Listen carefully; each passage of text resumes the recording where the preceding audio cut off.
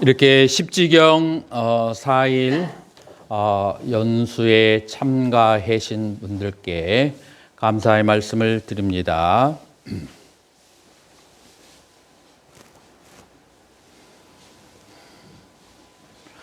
그러면은 녹화를 위해서 화면 지금 학감스님 우위로 바꿔도 될까요? 학감스님 어디 갔어? 잠깐 나갔는가? 지금쯤이면 화면 교체해도 되겠죠?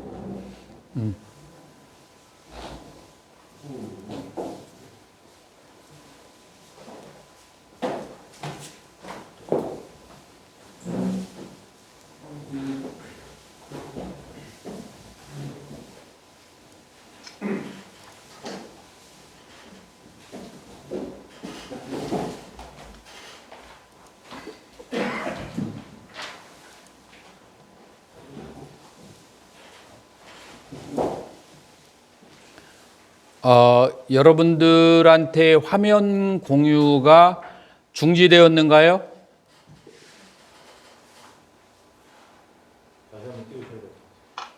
화면이 지금 사라졌는가요, 여러분들한테? 상전 스님, 화면이 있어요, 없어요? 예, 있습니다. 뭐라고 나와 있나요? 들어가면서? 예. 지금 유식의 수응으로 바꿨는데? 그러면은 화면 공유를 제가 화면을 체인지하면서 중지하고 다시 띄우겠습니다.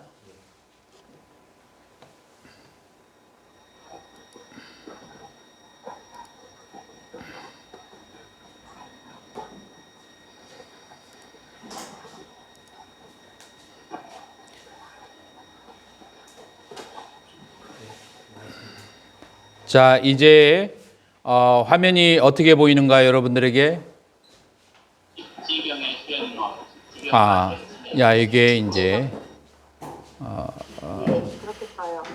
네. 그러면은 이제 바르게 보이는 거예요.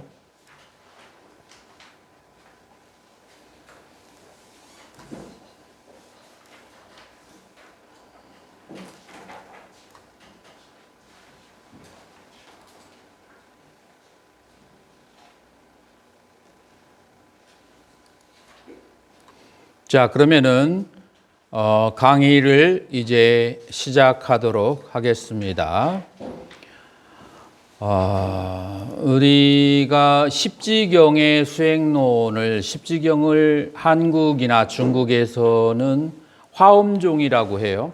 그렇지만 여러분들 인도에서는 화엄종이라는 종파를 알지를 못하죠. 그래서 이 십지경의 수행론은 어디에다가 대입시킬 수 있느냐 하면은 유식의 수행론에 대입시킬 수가 있다라고 하는 거예요. 자, 그래서 우리는 십지경을 다루는 데 있어서 여러 가지의 관점이 있을 수 있는데 그 여러 가지의 관점 중에서도 수행이라고 하는 측면에 초점을 두어서 우리는 십지경을 다룰 거예요.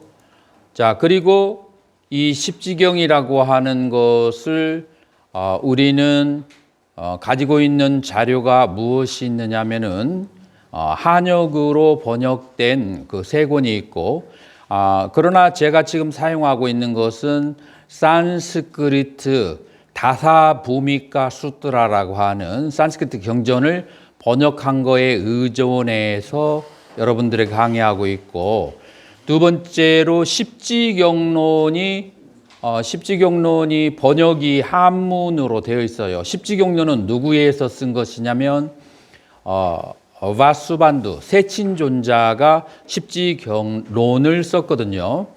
자, 이게 번역이 산스크리트로는 남아있지 않고요. 십지경론은 한문으로 번역이 되고, 이제 한문으로 번역을 하면서 이 십지경론에 대한 해석 때문에 남도파와 북도파로 나눠지게 되죠. 자, 그리고 십지경론이 그대로 산스크리트에도 그대로 번역했습니다. 여러분들 화면 끄신 분들은 지금 외부에서 오신 분은 신문사에서 하고 조계종 연수팀에서 오신 분을 제외하고는 여러분들 화면을 다 켜주도록 그렇게 해주세요. 화면을 켜주어야만이 내가 그 강의를 할 때 집중을 할 수가 있어요. 이락스님 사진 잘 나왔네. 자, 그래서 우리는 이제 십지경과 십지경론, 그 다음에 제가 이 강의를 하는 데 있어서 그 도움이 된 다른 자료는 월칭대사가 십지경에 대해서 주석을 한 논서가 있어요.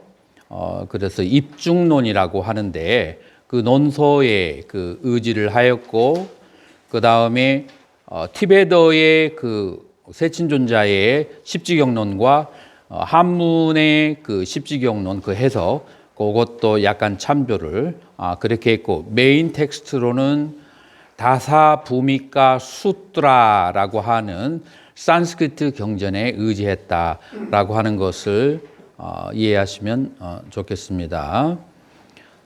자, 우리는 21세기에 현재 살고 있을 때 우리는 21세기 동안에 인도 자체와 티벳, 중국, 한국을 통해서 그렇게 만들어진 경전과 논서들의 양이 아주 방대하다라고 할 수 있어요. 자, 그런데 이 그 경전과 논서들은 한 사람이 100년을 읽어도 다 읽지 못할 만큼 그렇게 양이 많은데, 우리가 만약에 대소승을 회통하는 단 하나의 경전을 꼽으라고 한다면 무엇을 꼽을 수 있는가?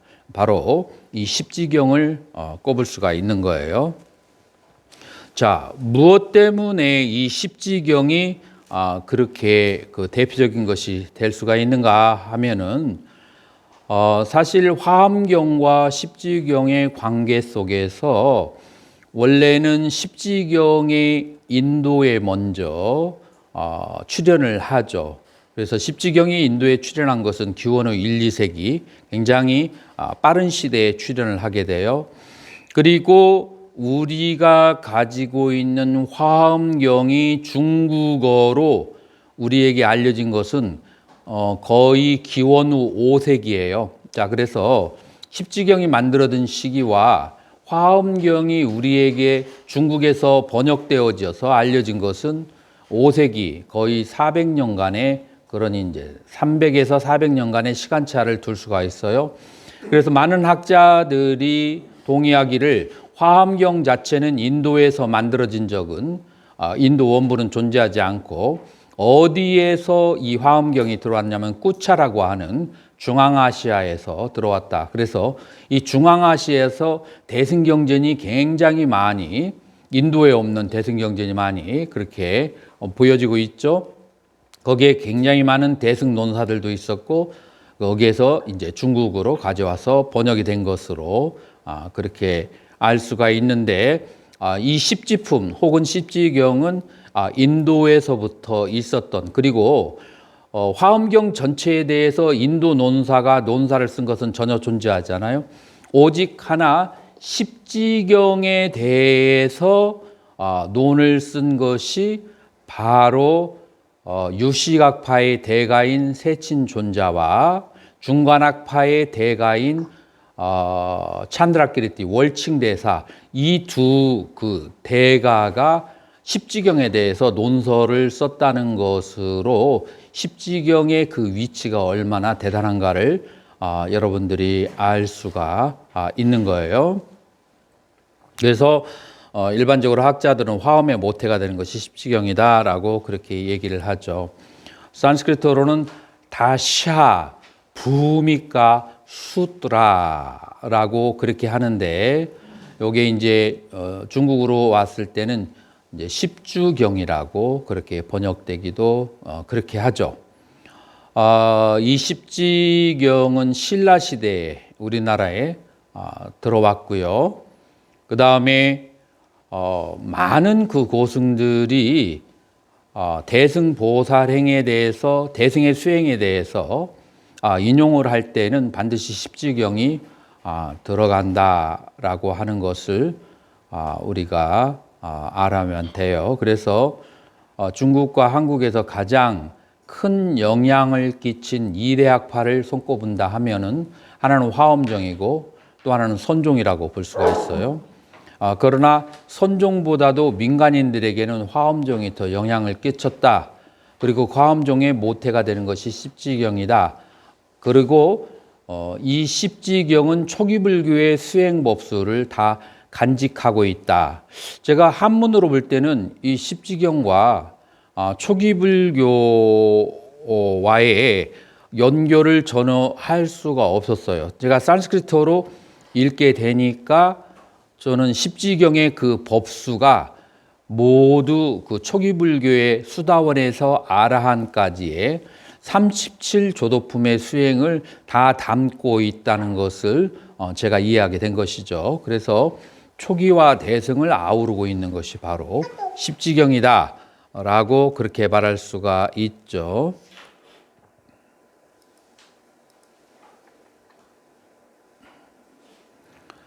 자, 우리는 깨달음이라고 그렇게 얘기를 하는데 우리는 초기 불교에서 깨달음이라고 하는 것은 여러분들이 다 아시다시피 수다온 향해서과에서 아란 향해서과까지의 사상 8배의 그런 깨달음을 얘기할 수가 있죠. 자, 그러면 대승에서 말하는 깨달음이라고 하는 것은 무엇인가? 대승에서 말하는 깨달음은 결국은 우리는 초지에서 십지를 얘기할 수 있어요. 물론 우리는 초지에서 십지를 말하기 전에 그 밑에 단계인 자량이와 가행이, 자, 그래서 무엇이 자량인가 하면은 먼저 10가지 믿음을 가지고 십신으로 십주, 십행, 십회향이라고 하는 이 세 가지의 수행을 하는 단계를 무엇이라고 하느냐 하면은 자량위라고 그렇게 하는 거예요.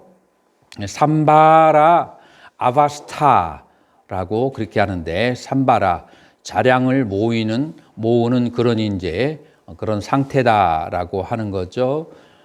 자, 그리고 나서 가행위에서 우리는 십회향의 수행을 하는 것으로 그렇게 말할 수가 있어요. 자, 그런데 이 모든 십신, 십주, 십행, 십회향까지의 수행이라고 하는 것이 화엄경 자체에도 논소에도 구체적인 경지나 수행하는 방법을 유식 30송이나 성유식론에 이르기까지 언급되어 있는 것은 없어요. 우리가 아주 상세하게 언급하고 있는 것은 초지에서 십지까지의 수행 단계를 십지경에서 언급하고 있는 것이 중요한 것이죠. 그래서 우리는 대승의 수행 방법을 초지에서 십지까지의 십지 수행으로 그렇게 이해하면 될 것 같아요. 자, 그러면 우리는 많은 선사들과 많은 그 큰 스님들께서 보살 육지는 이러하고 보살 팔지는 부동지다, 그 다음에 이무에, 사무에, 이사무에, 사사무에 등등을 얘기를 하는데, 우리는 구체적으로 보살의 각지가 어떤 경지이고 보살의 각지에서 어떤 수행을 하는지에 대해서는 우리는 자세히 알고 있는 것이 없어요. 우리는 십지경을 떠나서 그 보살의 구체적인 개의차제를 알 수가 이제 없는 거예요. 자, 그래서 우리는 이제 초지에서 십지까지를 간략하게 한번 얘기를 해본다면, 초지에서 필요한 그 가장 중요한 것이 그 이전에 십신, 십주, 십행, 십회향 등등하고 다른 가장 중요한 초지보살의 경지가 무엇이냐면 연민심도 그 전에 지전보살들도 연민심도 있고 그 다음에 원력도 있고 그 다음에 발보리심도 있고 다 있지만 하나가 딱 부족한 것이 있어요. 초지보살이라고 칭해지려면 반드시 공성의 관문을 통과해야만 돼요. 자, 그래서 음소거를 해줘야 된다고 하는데 내가 여러 학인들 중에서 음이 켜져 있는 것을 임의로 제가 음소거를 해드리겠습니다. 그러면은 다른 분들이 강의를 듣는데 그 어려움이 자, 어떻게 상전 스님 그 소리가 조금 깨끗해졌나요? 자, 그래서 초지에서는 반드시 이 초지보살이 깨달을 것은 공성에 대한 깨달음인데 이 공성에 대한 깨달음은 반야신경에서는 온 개공 도일체고에 온의 자성이 공한 것을 알게 되면 일체의 고통으로부터 벗어나게 된다. 그래서 온 자성 개공도고 그리고 이 반야신경에서 말하는 온 자성 개공도라고 하는 것은 초기 불교에서 말하는 오온무아 삿배 담마 아나따라고 하는 오온무하고 다름이 없어요. 그래서 수다원에서 그런 이제 깨달음과 수다원의 깨달음과 초지보살의 깨달음이 원력이나 실천행이라고 하는 점에 있어서는 달라요. 이건 분명히 아셔야 돼요. 똑같다고 생각하시면 안 돼요. 원력과 실천행이라고 하는 것, 자비심 이런 것은 달라요. 그러나 깨달음이라고 하는 이라고 하는 그런 측면, 그래서 중국 사람들은 이 깨달음의 상태를 리라고 했어요. 그래서 이가 무에 이치적으로 걸림이 없다라고 하는 이무에의 그 경지를 그것을 바로 우리는 수다원의 오온무아를 처득한 상태하고 우리는 대조를 할 수가 있어요. 자, 그리고 이제 2지에서 5지까지는 이제 보살행을 통해서 사무예를 닦는다라고 그렇게 하는데 여기서 말하는 사무예는 여러분들이 오지보살에 뭐라고 나와 있느냐면은 오지보살은 산수도 배우고 그 다음에 점도 배우고 토지를 관상을 보는 것도 배우고 그 다음에 이 세상에 있는 모든 학문을 오지보살은 다 배우는 것으로 되어 있어요. 무엇이냐면 초기 불교에서 출가자에게 하지 말라고 하는 금계에 해당하는 것들을 오지보살에게는 적극적으로 추천하고 그렇게 공부하라고 그렇게 하고 있는데 이것을 언뜻 보기에는 그러니까 대승불교는 비불교다라고 착각할 수도 있지만 사실은 그런 뜻이 아니고 오지보살은 그런 지식을 통해서 중생들에게 친근하게 다가가기 위해서 포교를 효율적으로 하기 위해서 세상에 있는 모든 지식을 다 섭수하는 거예요. 자, 그런데 오지보살은 공성을 이미 터득했기 때문에 나의 이익을 위해서 그런 지식을 활용하는 것이 아니고 중생들에게 불법을 표교하기 위해서 그렇게 하는 거예요. 그래서 이러한 세상의 학문을 모두 다 배우는 것은 십조경에 보면 1지나 2지에서는 나오지 않고 5지에 나오는 거예요. 그래서 이것을 여러분들이 잘 이해를 하셔야 돼요. 그래서 5지의 경지를 뭐라고 하느냐? 사무예. 왜 사무예느냐?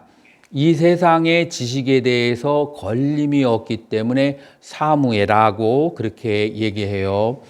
자, 그러면 육지보살은 이 초지보살의 오온개공, 오온무아와 그 다음에 육지보살, 지금 기침한 사람이 그 음소거를 제가 해드릴게요.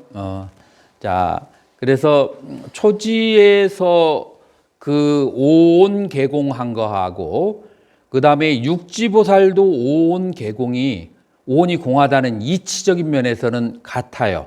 근데 초지와 육지의 차이점은 뭐냐면 이치적으로 이무외와 사무외예요. 이무외와 이사무외의 차이점은 뭐냐면 이무외가 된 사람은 자기 혼자 있을 때, 선정에 들었을 때는 공성이 확연하고 분명하고 그 다음에 걸림이 없어요. 그런데 역경을 만나면 육단심이 드러나요. 뭐 탐심이 생긴다든지 아니면은 진심이 화를 많이 낸다든지, 그래서 동중에는 여여하지가 않아. 이게 초지보살의 상태예요. 근데 육지보살을 이사무예라고 하는 이유는 그것이 정중뿐만 아니라 동중에서 여러 가지 일을 하는 가운 속에서 탐진치가 드러나지 않는 상태. 그래서 자기의 이치적인 공성이 현실 속에서도 생활 속에서도 거기에 걸림이 없다라고 해서 이사무예라고 그렇게 하는 거예요. 자, 그래서 육지에서의 그 이사무예는 깨달음이라고 하는 측면에서만 보았을 때는 그 수다원가의 아라한하고 똑같아요. 그러나 육지를 아라한하고 똑같다고 하면 안 돼요. 왜냐하면 다른 점이 있어요. 원력이라고 하는 측면과 복을 짓는 그 측면이 초지에서부터 벌써 다르기 때문에 다른 부분은 많은 차이를 가지고 있지만 어느 부분에서만 공통점이 가지고 있냐면 깨달음이라고 하는 우주의 진리라고 하는 것을 깨닫는 측면에서만 그런 측면에서만 같다고 볼 수가 있어요. 자, 그러면 우리가 오늘 첫날이니까 깨달음을 살짝 확장을 시키면 우리는 초기불교와 설일체 유부에서 말하는 수다원이나 아라한이 되는 데에 있어서 깨달음이라고 하는 것은 우리를 뭐라고 얘기할 수 있냐면은 10가지의 족쇄 혹은 10가지의 잠재된 번뇌를 완전히 소멸시키면 아라한이 된다고 그렇게 초기불교에서나 수다원에서 얘기해요. 초기불교에서는 상요자나라고 해서 족쇄라고 얘기해요. 여러분들이 족쇄를 어떻게 생각하면 되냐면 여기 풍선이 하나가 있는데 이 풍선이 굉장히 무거운 그러면 굉장히 큰 풍선이에요. 그래서 풍선이 날아가려고 하는데 풍선에 10개의 장소를 묶어 가지고 풍선이 날아가지 못하게 하는 그것이 바로 족쇄다라고 하는 거예요. 그래서 10가지 족쇄가 다 끊어지면은 이 풍선은 하늘로 한없이 날아갈 수가 있어요. 그럼 그 10가지 족쇄를 초기불교에서는 무엇라고 보았냐면은 3가지는 견해와 관련된 그런 족쇄예요. 3가지는 견해와 관련된 그런 족쇄. 그래서 잘못된 견해들이죠. 그 잘못된 견해 중에 대표적인 것이 무엇인가 하면은 나라는 것이 존재한다. 유신견에 대한 그런 이제 견해죠. 자, 그래서 그런 견해로부터 풀어지고 나라고 하는 것은 이 물질과 지수화풍 4대로 이루어진 물질과 지수화풍 4대로 이루어진 몸이 있어서 이 색과 색이 촉했을 때 거기에서 느낌이라고 하는 무더기가 발생하고 그 다음에 그 느낌들을 시간이 지난 다음에 살펴보니 거기에 대한 분별이 생기고 그 느낌들에 대한 그 분별 때문에 욕망이 생기고 이렇게 색을 기반으로 해서 수상행이 점차로 진행되어지고 이렇게 많이 느낀 것과 이렇게 많이 분별한 것과 그 느끼고 분별한 것 중에서 좋은 것은 욕망하고 싫은 것은 욕망하지 않는 그 욕망들의 모든 정신 활동이 자기의 잠재의식의 식으로 뭉쳐 있는 상태, 그리고 그 식은 아는 기능을 가지고 있는 것. 그래서 식의 체는 여러 가지 정보들인데 식의 용은 아는 기능으로 되어진다는 것. 체와 용의 관계, 이렇게 수상행식을 그렇게 이해하고, 그리고 이 색수상행식이 끊임없이 돌아가는 것이 그것을 나라고 착각한다라는 것을 알지만, 그러나 바르게 보면 이 오온에 끊임없는 생멸밖에 없다라고 보면 그게 유신견을 타파하는 것이라고 하고, 그래서 견해에 대한 족쇄로부터 풀려나게 되고, 그러나 이 나라는 것이 없다라는 것을 이해했지만 그러나 아직까지 내가 바라보는 욕계라는 세계와 색계라는 세계와 무색계라는 세계에 대한 집착이 남아있는 것이 7가지가 있는데, 그것이 어떻게 7가지가 되느냐면은 탐심과, 그 다음에 나에 대한 탐심이죠. 나의 것에 대한 탐심, 진심, 나의 것에 대한 나에 대한 진심, 그리고 교만한 마음과 욕계, 색계에 대한, 색계와 무색계에 대한 그런 집착, 그리고 들뜸, 교만한 마음, 무명, 이 7가지는 전부 다 누군가가 스피커를 꺼줘야 되는데, 이게 어디에서 나오는 소리일까요?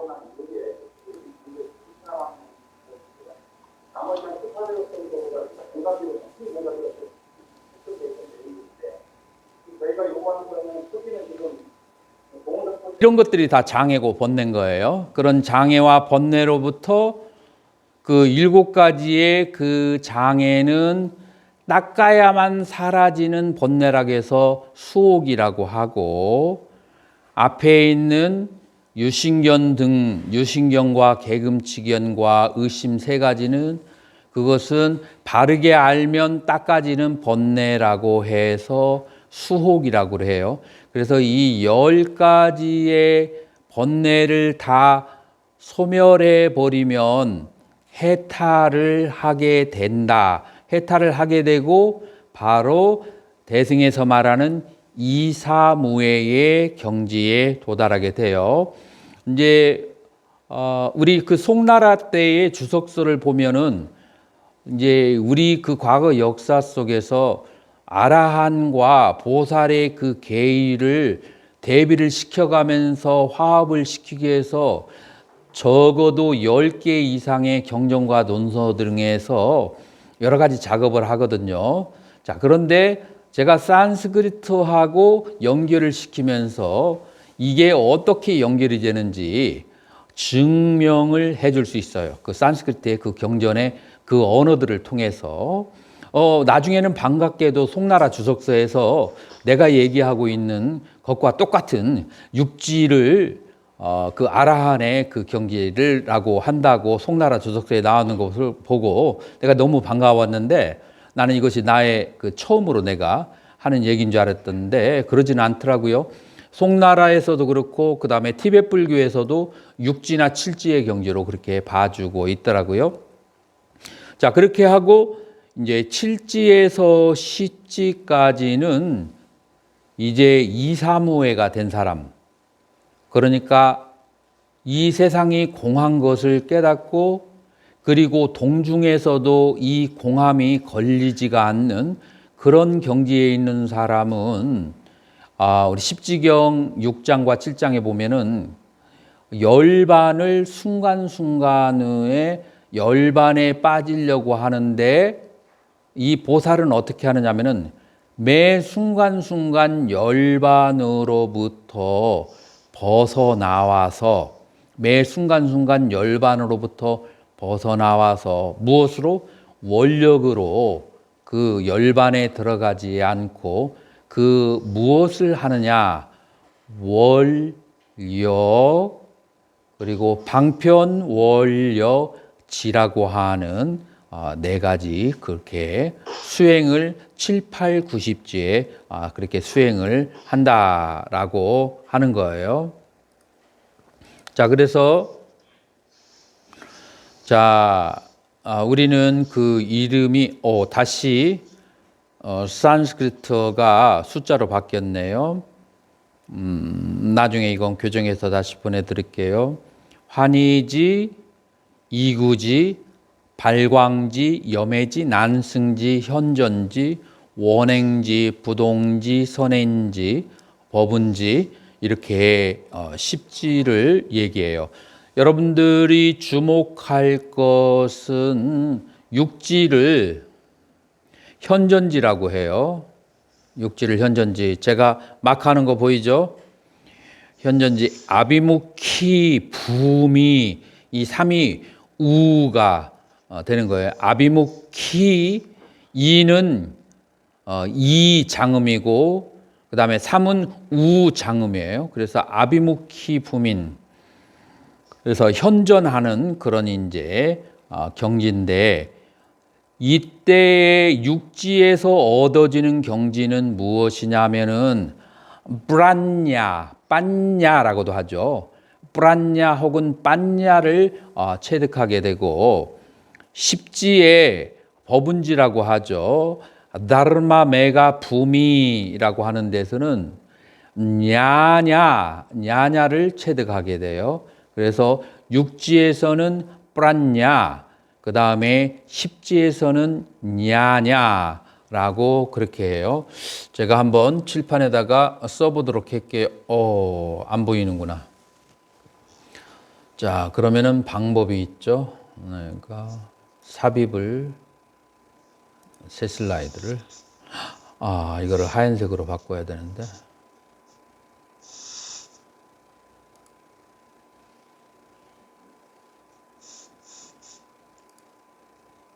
옳지. 자, 이렇게 해서 한번 육지에서 얻어지는 지혜를 뿌라즈냐라고 그렇게 해요. 뿌랏 플러스 냐예요. 이것도 냐는 to know, 알다라는 그런 뜻을 가지고 있어요. 그 다음에 십지에서 얻어지는 경지가 뭐냐면은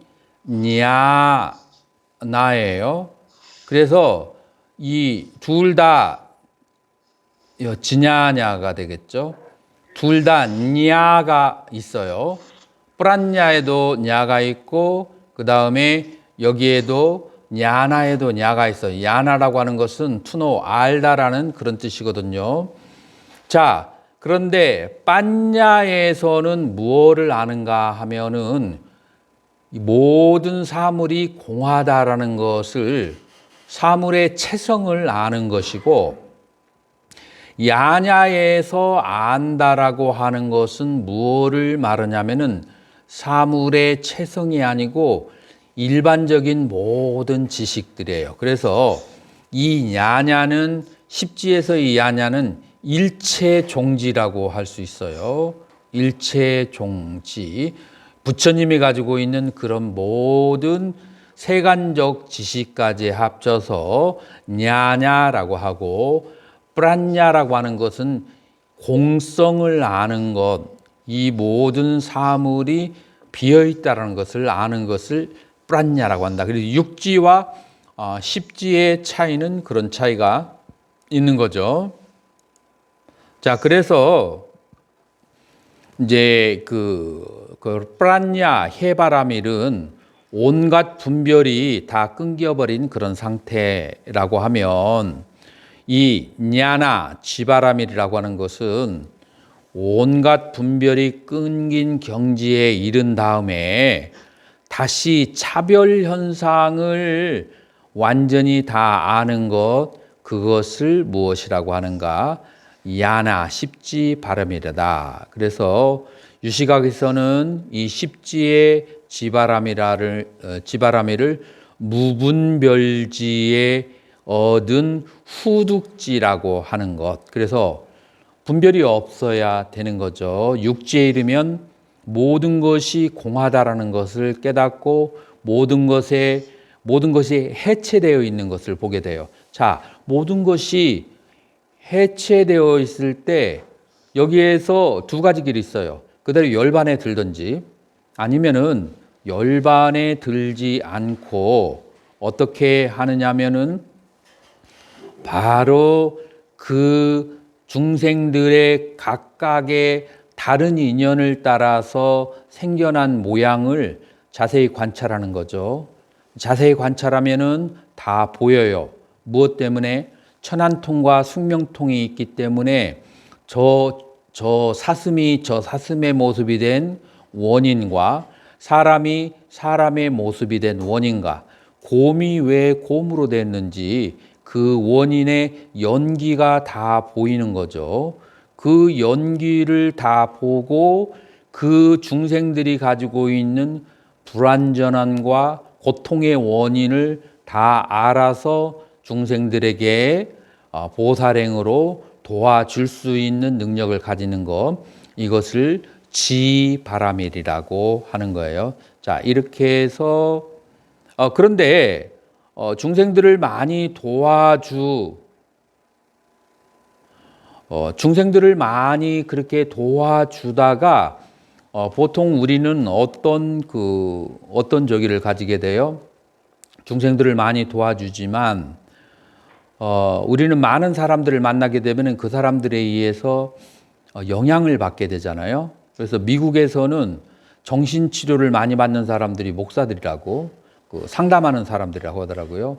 그래서 많은 어려운 사람들하고 대화하고 상담하다 보면 impression, 그 바사나 습이 자기의 잠재의식에 남거든요. 그리고 그것에 의해서 그것은 일종의 바이러스와 같은 그런 성격을 가지고 있어요. 우리는 안 좋은 얘기를 많이 듣잖아요. 안 좋은 얘기를 많이 보잖아요.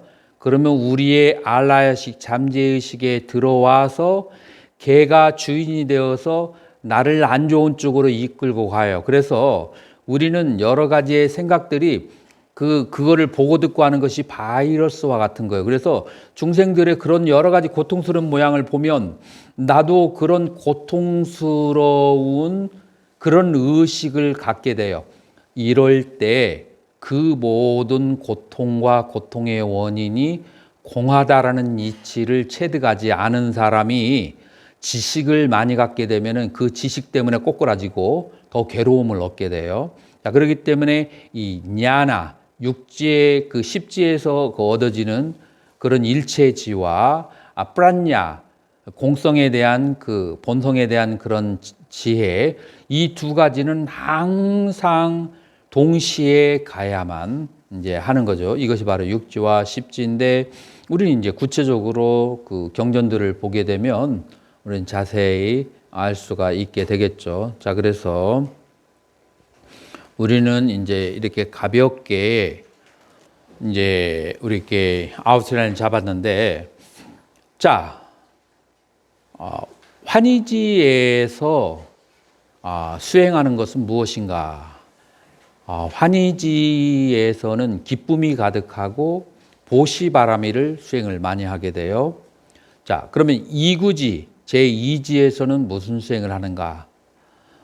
십선을 실천하고 그 십선의 그 과보에 대한 고찰을 한다.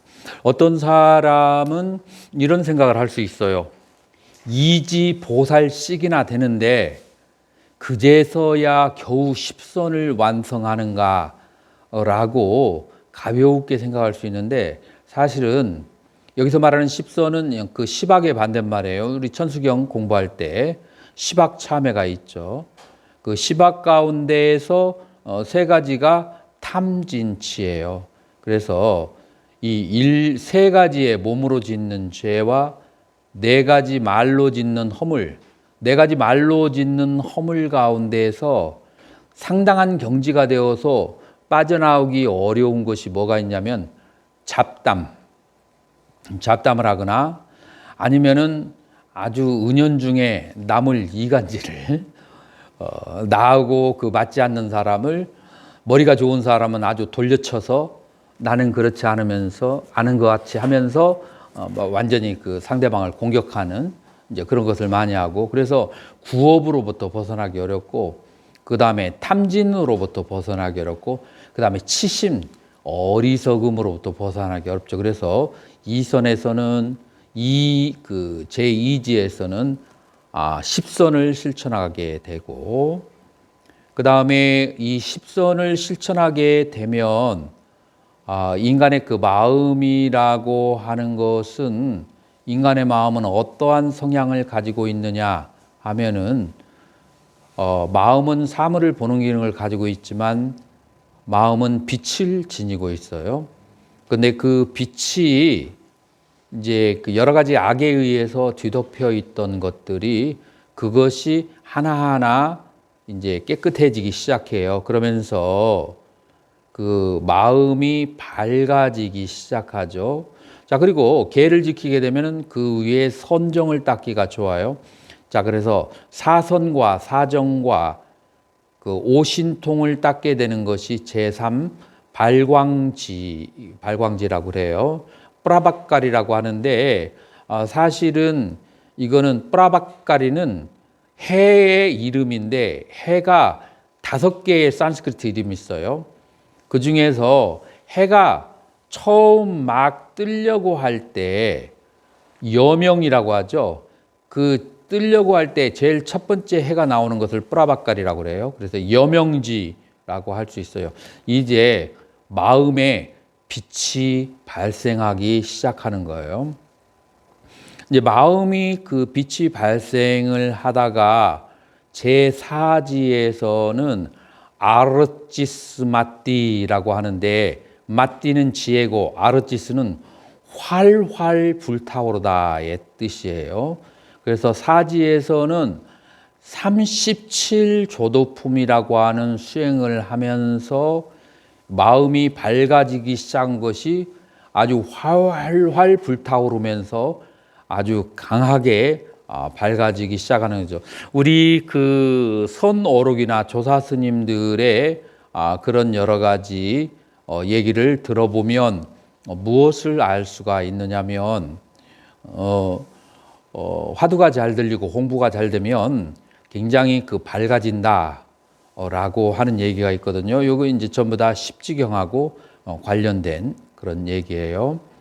자, 그렇게 해서 오지가 이제 되면 그 다음에 누구도 이길 수가 없는 그래서 두르자야 자야 이기다인데 difficult to win 그래서 쉽게 이기기 어려운 그런 이제 힘을 얻게 되고 이때는 사성제를 깨닫게 되고 그다음에 육지는 아비 무키는 face to face라는 뜻이에요. 그 얼굴이 앞에 나타나는 것과 같다.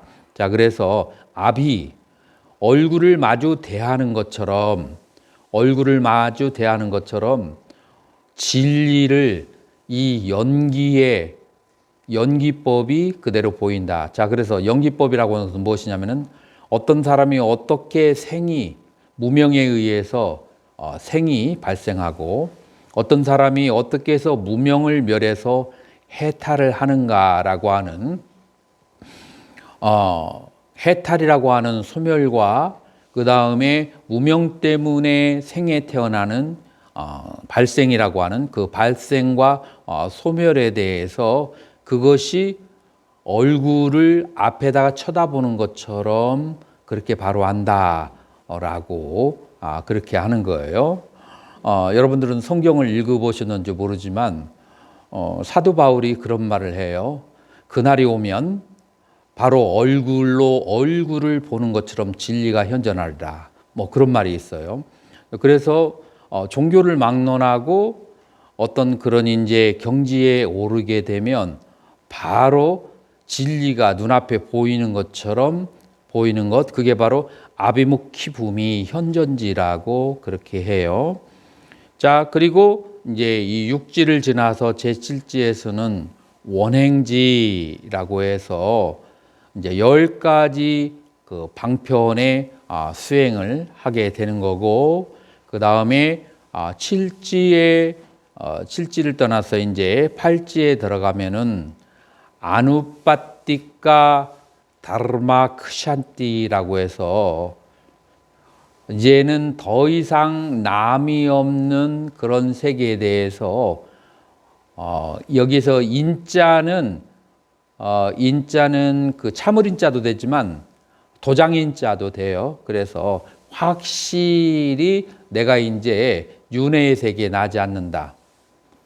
그렇다고 해서 이 보살이 윤회를 하지 않느냐 하면 그런 건 아니에요. 원력 생사를 해요. 그래서 어느 세계든지 났는데 이 팔찌가 되면은 절대로 원력 생사를 하는 과정 속에서 지옥이 됐든지 어디든지 간에 거기서 퇴타하는 일이 없어요. 퇴타해서 다시 분단 생사로 넘어오는 것이 완전히 소멸됐기 때문에 그거를 뭐라고 하느냐면은 무생법인이라고 그렇게 하는 거예요. 자, 그리고 구지에 이제 들어가면 구지는 4가지 무외한 지혜를 얻게 돼요. 4가지 무외한 진, 사무의 지라고 하는데 이 4가지의 걸림없는 지혜로서 어떤 생명에게도 불법을 효율적으로 전달해 줄 수 있는, 그러니까 사람뿐만 아니라 모든 생명들에게 불법을 효율적으로 깨닫게 해줄 수 있는 그런 이제 언어의 힘을 구지에서 가지게 되고, 십지에서는 다르마메가 붐이라고 해서 그것이 법의 구름이 이제 법의 구름이 이제 펼쳐진다라고 그렇게 얘기했죠. 요거는 아마 내가 이 법운지라고 하는 것이 이제 제가 조금 따왔는데, 이 법운지는 무엇 때문에 법운지라고 하느냐 하면은 첫 번째로 이 서가모니 부처님이나 모든 깨달은 사람들의 깨달은 경지를 단 한 번에 비추어서 알 수 있기 때문에 법운지라고 하고, 그 다음에 두 번째 법운지라고 하는 그 이유는 무엇인가 하면은 시방의 모든 세계에 이 그 죽음이 없는 그런 그 법을 큰 비처럼 내려서, 그래서 이 법음 하나로 해서 무명으로 인해서 생멸을 하는 모든 중생을 이 법의 구름, 그러니까 1대1이 아니고 법의 구름처럼 온 그 하늘에 있는 그 구름이 한꺼번에 비를 내리는 것처럼, 한번 법을 설하면은 구름에서 비가 떨어지는 것처럼 그 주변에 있는 모든 생명들에게 깨달음을, 그 불생불멸의 깨달음을 줄 수 있기 때문에 법운지라고 한다라고 그렇게 하는데, 이거는 이제 원문하고 조금 비교해서 공부를 하게 되면 그러면 훨씬 더 생생한 감이 오게 될 거예요. 자, 그래서 이렇게 이제 지금까지 십지경에 대해서 개략과 개요를 여러분들에게 설명을 해 드렸어요. 이 십지경의 개요를 그렇게 설명을 해 드렸는데, 여러분들 중에서 궁금증과 호기심이 나오기도 할 것이고, 그 다음에 여러분들 중에서 이렇게 어려운가라고 생각할 수도 있는데, 그건 어려워서 그런 게 아니고 그 개요를 얘기하다 보니까 디테일이 부족해서 그런 건데, 디테일로 들어가면 아주 재밌고 쉬운 것을 알 수가 있게 될 거예요. 자, 지금까지 공부한 거에 대해서 질문 있으면 대면 비대면 다 막론하고 질문을 받도록 하겠습니다.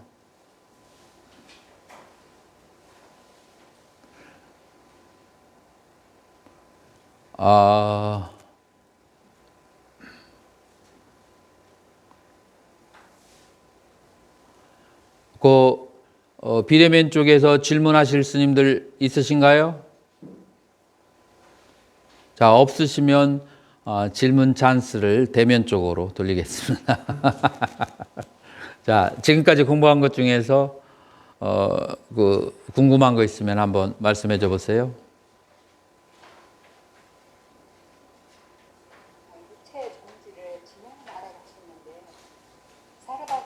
조금 마이크를 가까이 대고 한번 말씀해 줘 보세요. 아까 지냐나가 일체 종지라고 하셨잖아요. 네네. 근데 사르바 지냐나 타도 일체지 일체 종지라고 번역이 되고 또 살바야라고 음사도 되는데 일체지하고 일체 종지가 같은가요? 일체지와 일체종지. 자, 이게 이제 한문으로 번역할 때 여러 가지로 번역이 되거든요. 근데 한문으로 번역할 때 일체지를 아라한의 그 티베트에서 공부할 때는 일체지를 아라한의 지혜를 일체지라고 번역하고 일체종지는 열애의 지혜를 일체종지라고 번역하고 티베트에서는 그런 식으로 구분을 해요. 그래서 원래 산스크리트는 사르반야나 아까라 뭐 이런 식으로 좀 길어요. 그런데 지금은 우리가 본문에 들어간 게 아니라서 그 언어를 지금 나오지 않았는데 나중에 이제 그 본문에 들어가면은 산스크리트 언어가 나오게 될 거예요. 그래서 그냥 간단하게 일체지는 아라한의 지혜, 일체종지는 부처님의 지혜 이렇게 나눠서 이해하시면 되겠어요.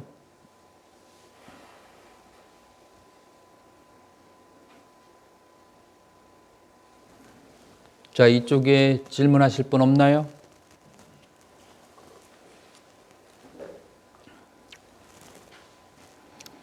그러면 우리 대면하는 스님들도 질문할 게 없다고 하니까 그러면은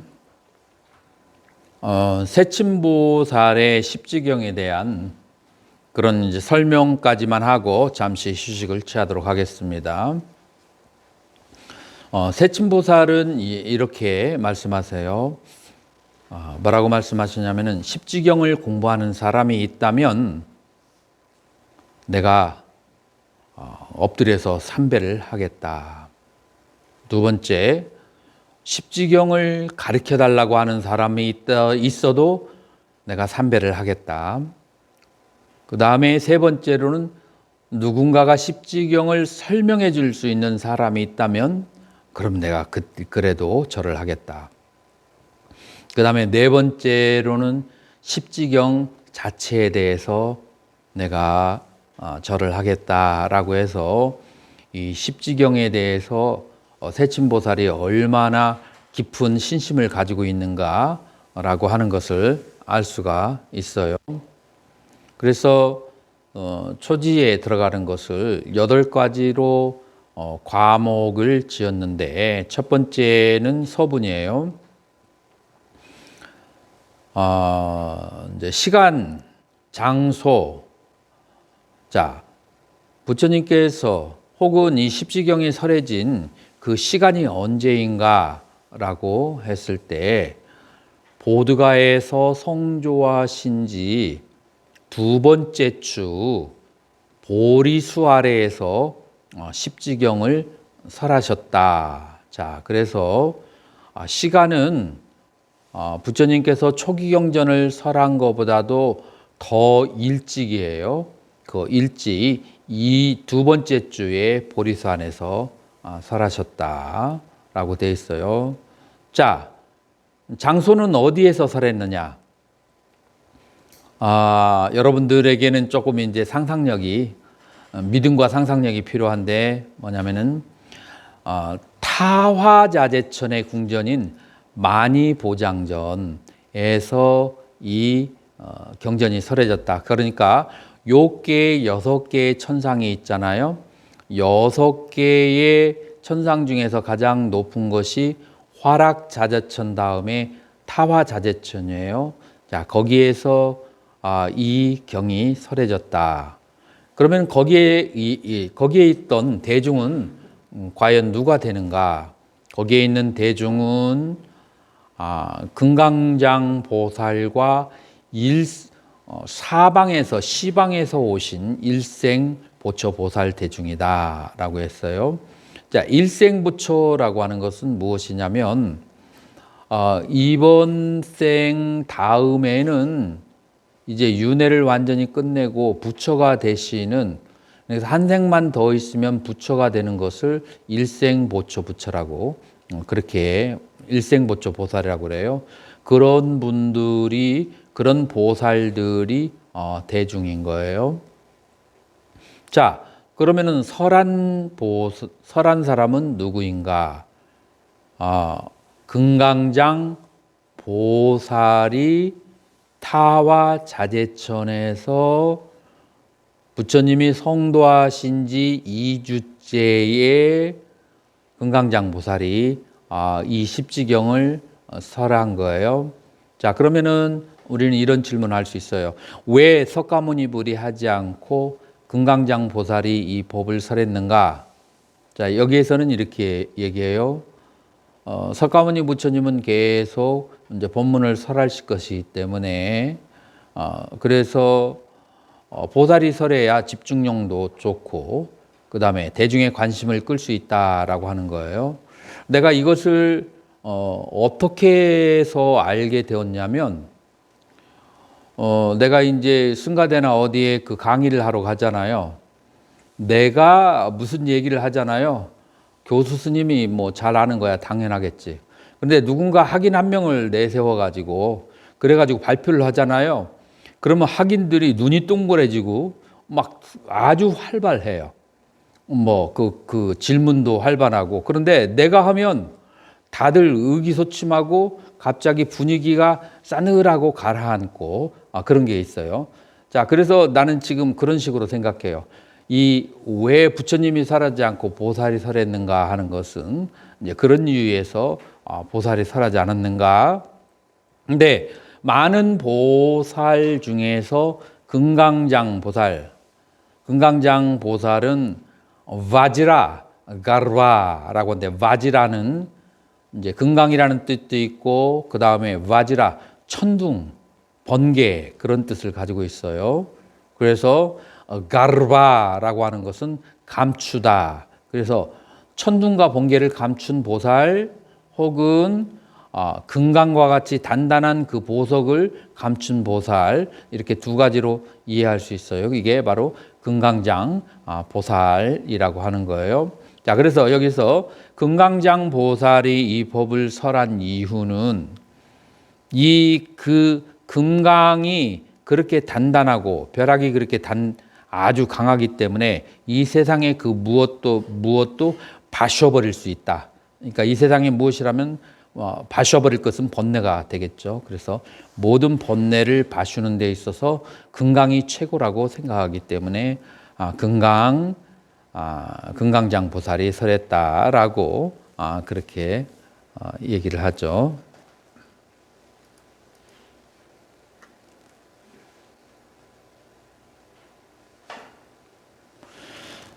자, 두 번째는 이제 삼매분인데, 이 삼매분에서는 보살, 대승, 광명, 삼매에서 이 법을 설했다라고 얘기해요.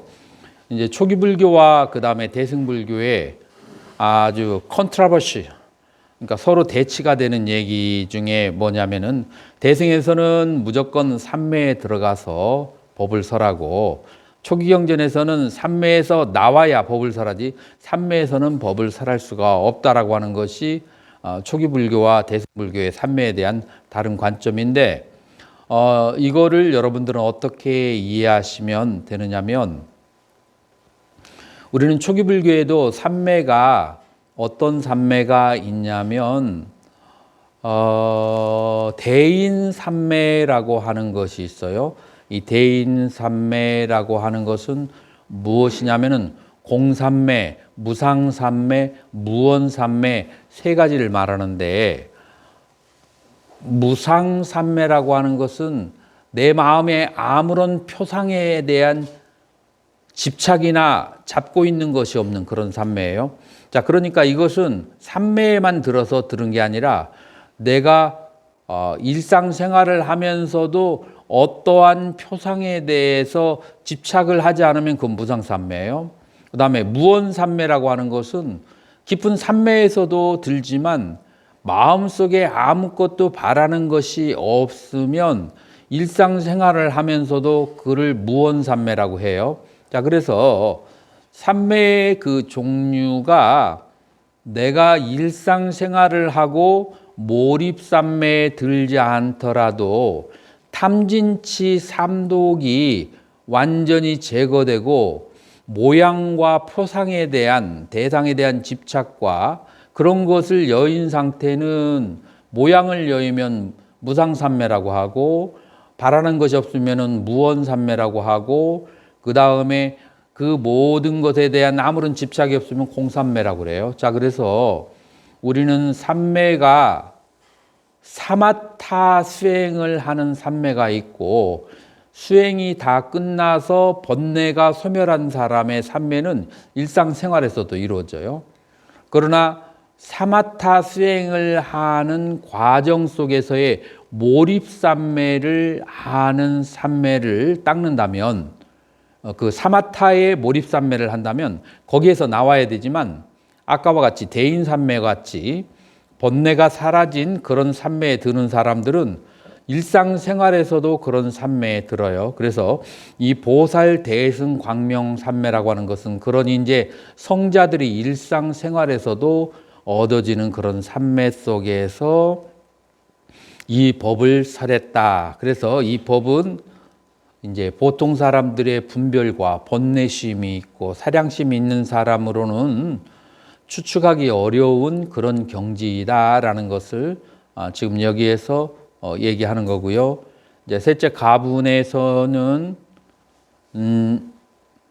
이제 이 법을 설하게 된 계기가 노사나불이 수기를 받아서 이 법을 설하게 됐다는 것이고, 네 번째로는 이 산매에 들었다가 출정을 할 때 여러 불보살들과 긍장장 보살에게 마정수기를 주신 후에 출정해서 이런 이제 십지를 설명했다. 자, 그래서 이 십지를 설명했을 때는 산매에 들었다가 지금 이것은 이제 무슨 산매냐면은 사마타 산매죠. 산매에 들었다가 다시 나와서 출정해서 설했다라고 세친보살은 얘기하고 있어요.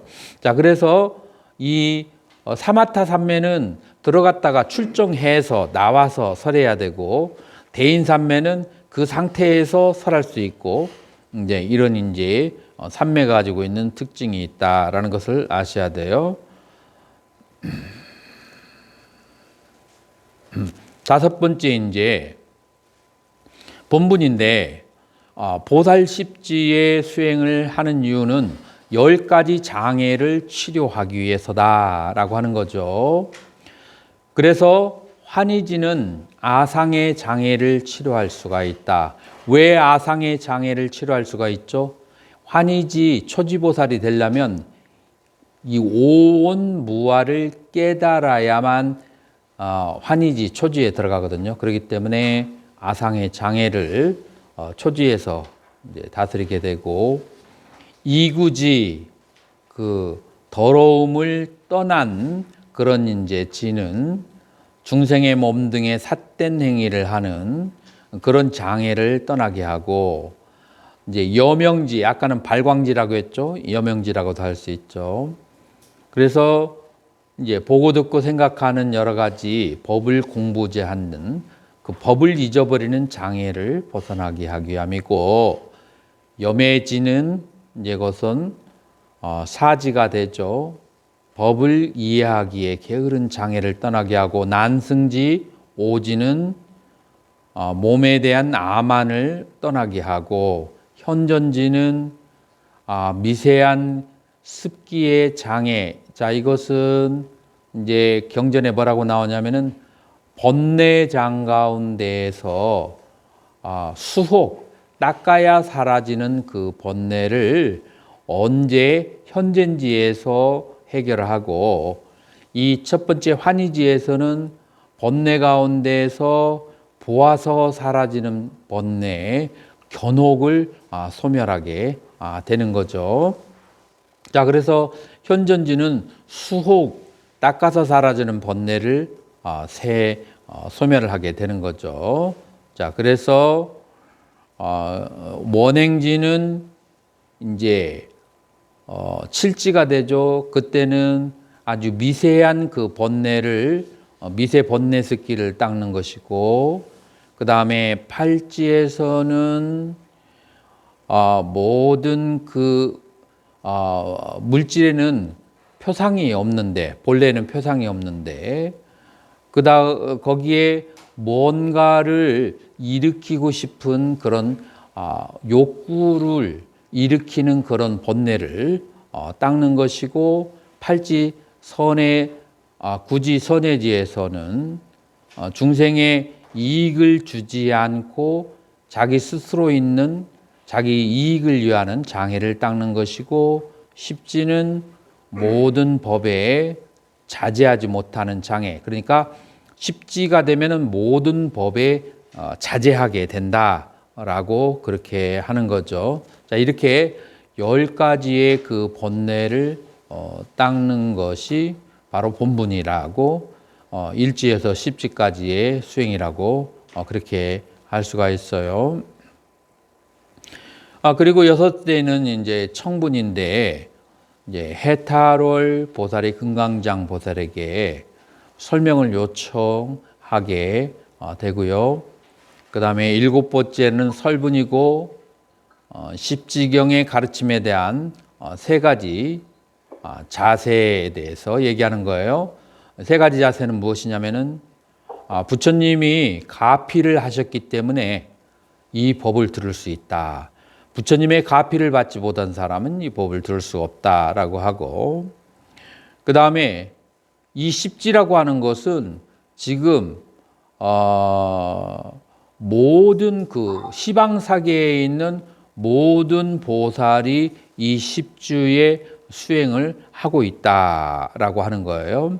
그 다음에 3번째로 이 십지를 수행하는 가운데 중간에 내가 부처를 이루겠다라고 하는 발보리심을 그것을 놓칠 수가 있는데, 그거를 절대로 놓쳐서는 안 된다. 그래서 이 3가지 자세, 부처님의 가피를 받아서 십지경을 듣는다는 감사한 마음과, 그다음에 모든 시방세계에 있는 보살은 이 십지의 수행을 하고 있다는 그런 자부심과, 그리고 3번째가 반드시 언젠가는 부처가 되기를 그렇게 소원하는 마음을 놓아서는 안 된다는 것, 이 3가지를 7째 설분에서 그렇게 얘기하고 있고요.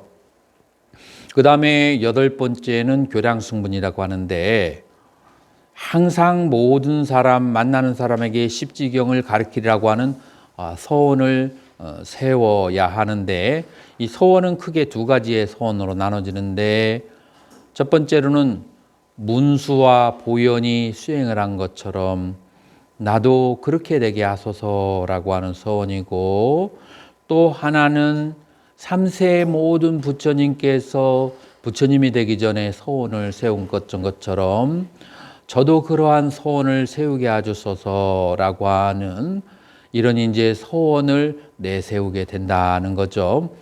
이렇게 하면서 이제 이게 이제 세친보살이 십지경에 대한 과목을 이렇게 마치게 됐어요. 자, 그러면 환희지의 본문은 정말 환희스럽죠.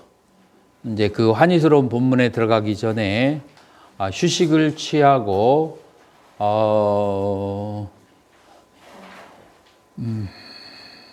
25분에 여러분들 다시 만나겠는데, 여러분들이 여기에서 나가면 다시 또 들어오려면 굉장히 어려우니까